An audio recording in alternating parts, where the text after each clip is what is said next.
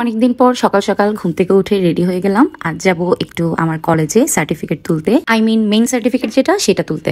এই যে টিং টিং, টাটা টাটা দাও। রাতে ঘুমাতে অনেক বেশি লেট হয়েছিল কারণ আমার ব্লগটা রেডি করছিলাম, আর এরপর আবার সকাল সকাল ঘুম থেকে উঠে গেছি। খুবই টায়ার্ড লাগছিল আর ঘুম পাচ্ছিল, তো আমি আমার ব্লগটা একটু দেখছিলাম কেমন হয়েছে। এদিকে দেখলাম মোমো ঘুমাচ্ছে, ও গাড়িতে উঠলেই ঘুমিয়ে যায়।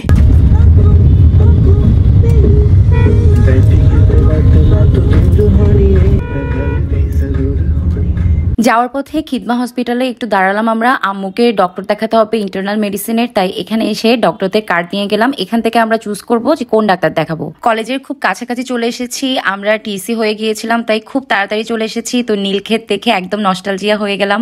এখান থেকে সবসময় আমরা বই খাতা সবকিছু কেনাকাটা করতাম। ওই ইডেনেরও খুব কাছে চলে এসেছি। ইডেন কলেজ দেখে আমার বুকটা জাস্ট ধুকধুক করে উঠলো। 11 বছর পর সে এলো নিজের কলেজে, সরি ভার্সিটিতে। স্মৃতিচারণ করো। হ্যাঁ, স্মৃতিচারণ কর। স্মৃতিচারণই তো করতেছি, দেখতেছি আর স্মৃতিচারণ করতেছি। আমি তোমাকে আমার হচ্ছে ওই মানে ফেভারিট প্লেসটা দেখাবো, পুকুর পার্ক। কলেজে সবকিছু চেঞ্জ হলেও ঠিক আগের মতোই লাগছিল আমার কাছে। সবসময় বসতাম, আমার বাইকটা পাশে পার্কিং করাইতাম, দেন আমি এখানে বসতাম। এটা হচ্ছে মেইন গেটের ঠিক অপোজিটে, তার পাশে হচ্ছে অ্যাডমিন বিল্ডিং, এই যে লাল বিল্ডিংটা, যেখানে আমরা আমাদের সব ধরনের বেতন দিতাম। আর এই যে আমার রেজিস্ট্রেশন কার্ড। তো আমাকে বললো যে কিছু ডকুমেন্টস ফটোকপি করে নিয়ে আসতে হবে, তাই আমি মোমোকে নিয়ে হেঁটে যাচ্ছিলাম আর আশেপাশে কিছু ডিপার্টমেন্ট ওকে দেখাচ্ছিলাম। এই জীবনে যাইনি, এই জীবনে যাও নাই।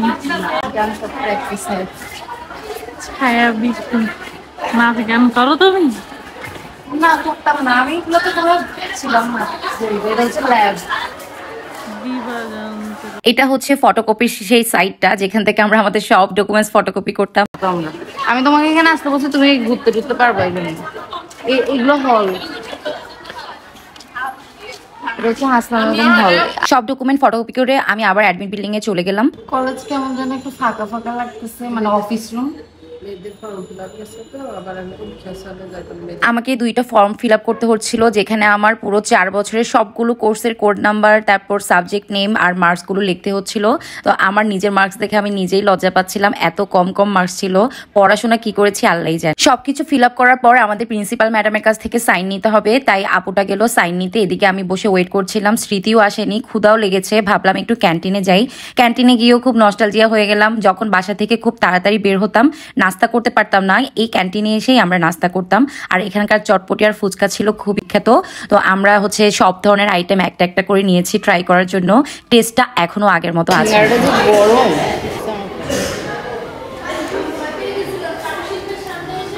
এই যে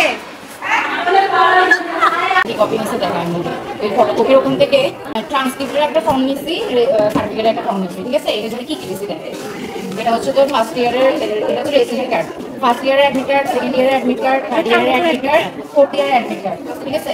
আছে আর হচ্ছে এইটাই সেট। হ্যাঁ, এইটাই 2টা সেট করতে হবে। এগুলো করার পর 2টা ফর্ম নিব, ফর্ম নেওয়ার পর ওই আপুর কাছে, ওনার কাছে যাবো, ওনার কাছে মানে এগুলো বসে বসে দিয়ে এখনই ফিল আপ করতে হবে, ওনার কাছে দিয়ে করা দরকার, তাই না? ওটা হাত ব্যথা হয়ে গেছে, বুঝছো? এখানে বসে বসে হ্যাঁ নিয়ে এখন বসে বসে এখানে এমন করবেন, উনি জাস্ট ওনাকে সাইন টাইন করে দিবি, ওনার কাছে দিবি, উনি বলবে যে আপনি বসেন, আমি ম্যাডামের কাছ থেকে সাইন নিয়ে আসি, ঠিক আছে? এই ম্যাডামের কাছে সাইন নিবেই আমার টাইম লাগছে। এখন তোর কাগজগুলো বের করে আমি সাজিয়ে দিয়ে কি দিতে করতে হবে, আমি আমার কাছে মনে হয় না তোর কাছে অ্যাডমিট কার্ড সব আছে। এরপরে এখান থেকে সার্টিফিকেট আমরা পাবো না। স্মৃতি ছবি নিয়ে আসেনি, তাই আমরা চলে গেলাম। এখানে যে কম্পিউটারের কর্নারটা আছে, এটা আগে ছিল না, এটা নতুন করেছে, তো অনেক সুযোগ সুবিধা। তার উপর আবার দেখলাম সব ডিপার্টমেন্টেই ওয়াইফাই আছে, যেটা আমাদের সময় ছিল না।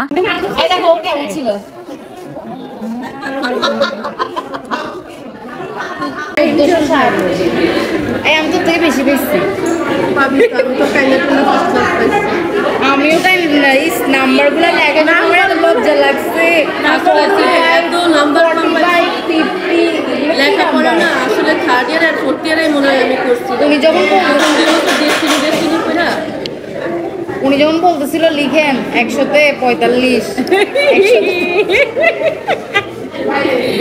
40-এর নিচে তো না 40-এর নিচে আমরা তো ফেল। না আসলে প্রথম 2 বছর লেখাপড়া করি না। হ্যাঁ এখন হচ্ছে তোর নাম্বারগুলো আমি বলি। তুই ভালো নাম্বার? হ্যাঁ আচ্ছা বল না, এরপর কোড নাম্বার বল। ভালো নাম্বারই তো। না সবচেয়ে ভালো নাম্বার এখন বলবো, বল। 6242 না? একটা লাভ বল। 6242 এটা থার্ড ইয়ারের ফোর্থ ইয়ার দিয়ে কইস। 6251 143 145। অনেক ভালো পাইছিস নাম্বার, অনেক ভালো। টিউটোরিয়ালে আয় 2461 না? 2461 50-এ 40।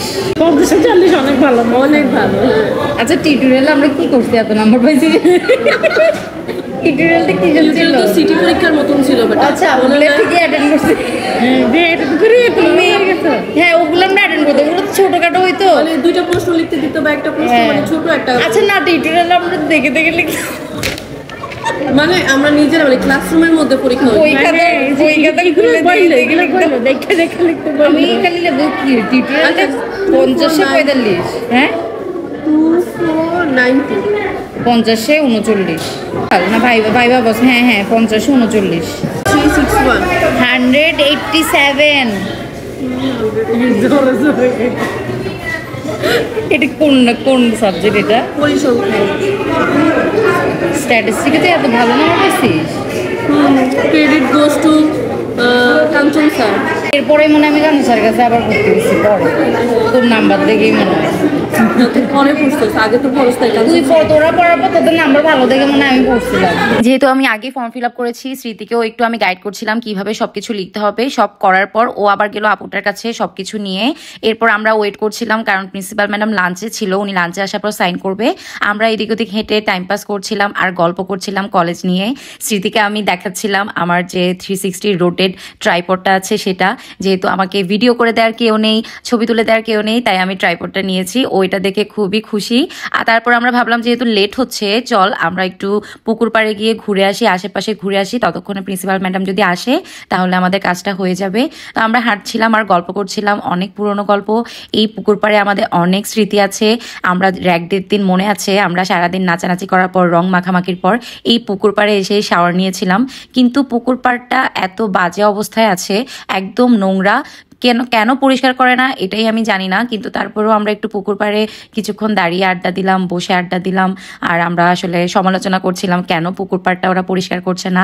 আর পুকুর পাড়ের অপোজিটে যে বড় বিল্ডিংটা দেখা যাচ্ছে ওটা হচ্ছে মেয়েদের হোস্টেল। আমরা যখন ছিলাম তখন হোস্টেলটা মাত্র হচ্ছিল, ওপেন হয়নি, বাট এখন পুরোপুরি ওপেন, ওখানে অলরেডি ছাত্রীরা থাকে। স্মৃতির সাথে আমার ফ্রেন্ডশিপটা কিভাবে হয়েছিল সেটা নিয়েও আমরা মেমোরি রিকল করছিলাম। আমার মনে আছে অ্যাডমিশন টেস্টের জন্য ফর্ম ফিল আপে আমরা যে লাইনে দাঁড়িয়েছিলাম, স্মৃতি তার আম্মুর সাথে এসেছিল। আমরা দুজনই বুঝতে পারছিলাম না কোথায় কি করতে হবে। স্মৃতি তখন আমাকে কি একটা কারণে জিজ্ঞেস করছিল এটা কোথায় জমা দিতে হবে, আমিও তাকে হেল্প করছিলাম, সেও আমাকে হেল্প করছিল। তখন থেকে আমাদের ফ্রেন্ডশিপ। আর সালটা ছিল 2007।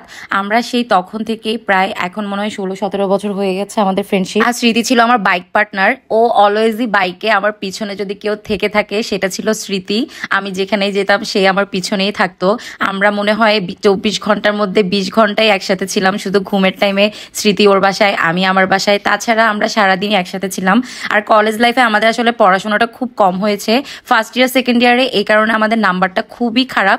আমরা মেবি থার্ড ইয়ার আর ফোর্থ ইয়ারে খুব ভালো পড়াশোনা করেছি, তখন আমাদের নাম্বারটাও খুব ভালো এসেছে আর আমরা ফার্স্ট ক্লাসও পেয়েছি। স্মৃতি ছাড়াও আমাদের আরও কিছু ফ্রেন্ড আছে যাদের লাইফে যে যার মতো ব্যস্ত, অনেকে দেশের বাইরে চলে গেছে।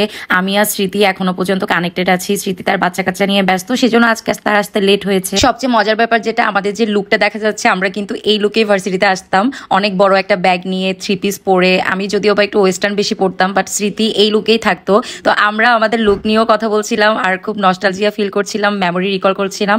আমাদের ফাইনালি কাজ শেষে তারপর আমরা বের হয়ে গেলাম, দেখলাম ইডেনের যে ফুটপাথ সেখানে প্রচুর পরিমাণ হকার্স বসেছে। আমাদের সময় এত বেশি ছিল না, তো আমরা সেগুলো জাস্ট দেখার জন্য পাশ দিয়ে হেঁটে যাচ্ছিলাম। ওখান থেকে আমরা আবার চলে গেলাম নিউ মার্কেট আর চন্দ্রিমাতে। আমাদের কিন্তু কলেজ লাইফে এই হকার্স থেকে কিছুই কেনা হতো না। আমি আর স্মৃতি অলওয়েজ ব্র্যান্ডেড সবকিছু নিতাম, আমাদের সব কিছু বলতে গেলে প্রায় সব কিছু। আর আজকে কেন আমাদের হঠাৎ করে ইচ্ছে হলো যে এখানে হকার্স থেকে কিছু একটা নেই, আমি স্কার্ফ নিলাম, কিছু লেস নিলাম, আর আমার কিছু প্রয়োজনীয় থান কাপড় দরকার ছিল সেগুলো নিলাম। তারপর আমরা চলে গেলাম চন্দ্রিমানা, এটা হচ্ছে গাউসিয়া মার্কেটে। স্মৃতি ওর আম্মুর জন্য কিছু শপিং করলো, ওখান থেকে আমরা আবার বের হয়ে চলে গেলাম চন্দ্রিমাতে, যেখানে হচ্ছে ক্রাফটের অনেক কিছু পাওয়া যায় আর এখানে প্রাইসটাও খুব কম। আমার যেহেতু ক্রাফটের অনেক কিছু আছে, আমি যদি জানতাম এখানে এত কিছু পাওয়া যায় এখান থেকে শপিং করতাম, যেহেতু আমার লাগবে না আমি নেই নাই। আর স্মৃতি হচ্ছে যেহেতু কেকের কাজ করে, ওর একটা আজকে বার্থডে কেকের অর্ডার ছিল, তাই আমরা কেক শপে গেলাম, ও কিছু কেনাকাটা করলো। এদিকে দেখলাম একটা জায়গায় সমাবেশ হচ্ছে।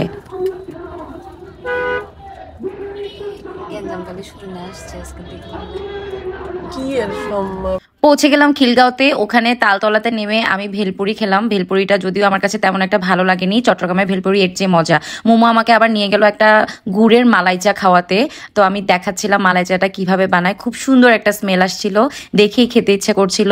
আর গুড়ের মালাই চাটা আসলেই কিন্তু অনেক মজা ছিল। প্রাইস ছিল এটার 50। তো এখানে অনেক খাবারের দোকান আছে, অনেক কিছু চাইলে খাওয়া যায়, বাট আমার কাছে বেস্ট লেগেছে শুধুমাত্র এই গুড়ের মালাই চাটা। মোমো আমাকে চায়ের ট্রিট দিচ্ছে, আমাকে নিয়ে যান আর একটু ট্যাং ট্যাং করতে পারে। আমরা আবার আম্মু আর আপুর জন্য চা পার্সেল করে নিলাম।